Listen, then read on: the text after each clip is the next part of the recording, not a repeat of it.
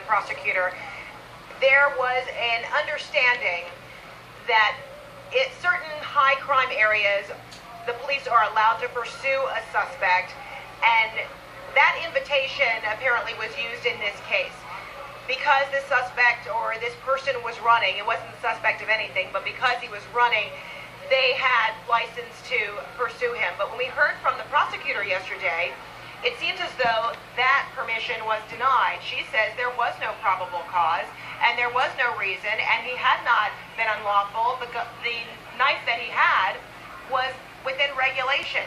So does this mean that I guess federal allowance is not used in a city like Baltimore? Well, let's break it down. When the federal government speaks, Frederica, and the Supreme Court in particular speak, they speak for the country.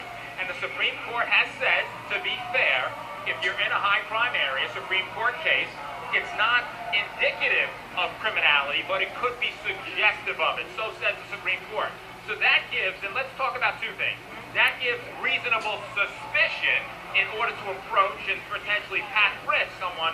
It doesn't give probable cause for arrest. That could escalate later depending upon the encounter. And there's various encounters when you engage with someone in terms of escalating, the type of force that you could use or the type of detention. So that's going to be very important. And of course, defense attorneys will argue just that. They made eye contact. He engaged in nervous movements. He ran. And the prosecution will say, so what?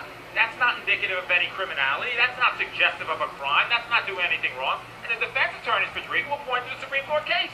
And they'll say, hey, there's a case that says we can chase them, we can detain them, we can search them. But very briefly, in terms of the timeline and the gaps, what the prosecutors are going to use that for is to show they checked on him, they had knowledge that he was in distress, and they willfully failed to provide aid. And that goes to the issue of criminality. And so that's how prosecutors are going to use that to buttress their case against the officer. Okay. All right. Thanks so much, Joey Jackson. Cheryl Dorsey. We'll talk with you again later on this afternoon. We're going to have much more.